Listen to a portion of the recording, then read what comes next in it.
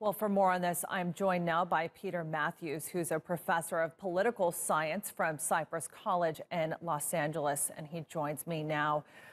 Peter, talk to me how this is going to impact U.S. foreign policy.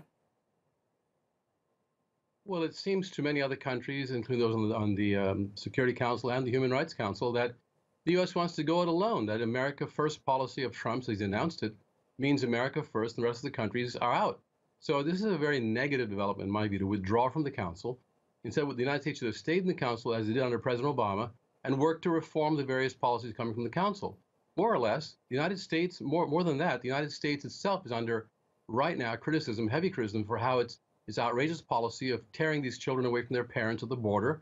It's against any human rights. It's a big violation. And the U.S. being criticized is what caused President Trump today to finally say, we're out of it. The United States is going to pull out of the Council rather than accepting the criticism and changing the policy to protect these children and their parents. So it's a very egregious situation right now, and I think it's negative for all around for the United States and for the other countries who are in the Council who want to stay together and work on the human rights issues that are so important. What do you think it would have taken for the U.S. to stay? It would probably have taken what the administration was talking about, is the condemnation of the Human Rights Council's actions toward Israel, to remove from the agenda that's on there permanently regarding the Israeli violations in the occupied territories or the Gaza Strip. And that had to be removed according to the United States, but it wasn't going to be removed as long as Israel continued to conduct certain types of activities that were considered to be in violation of human rights by the Council. So it was a situation where neither side would budge. But the Trump administration, I think, should have been much more accommodating, as President Obama had been, in order to work things out. And in the case of the situation with the United States today, the U.S. has lost a lot of what's called soft power, influence in the world for our own, the United States' own leadership in human rights, in democracy, in regular elections, those kinds of things the world used to look up to us to. Now they're looking down at us, especially with what President Trump has been doing to push us in this direction. What's the fallout? What's the impact that this is going to have on the Council itself? Some U.S. lawmakers have said it's going to have an even, harsher impact on Israel. You had Nikki Haley already accusing the Council of an anti-Israel bias.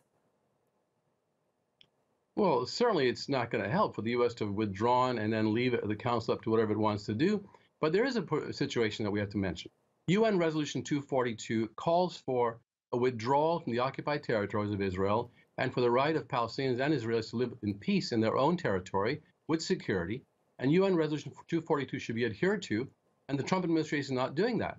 And if the Human Rights Council points out the violations of human rights in the occupied territories or in Gaza, and possibly the West Bank, but especially Gaza, then action should be taken by Israel to ameliorate those circumstances and to come in a measured way, the right way for the whole world to see that the United States and Israel are even-handed, and the United States especially even-handed in bringing about peace in the Middle East, especially in the Middle East and Palestine and Israel.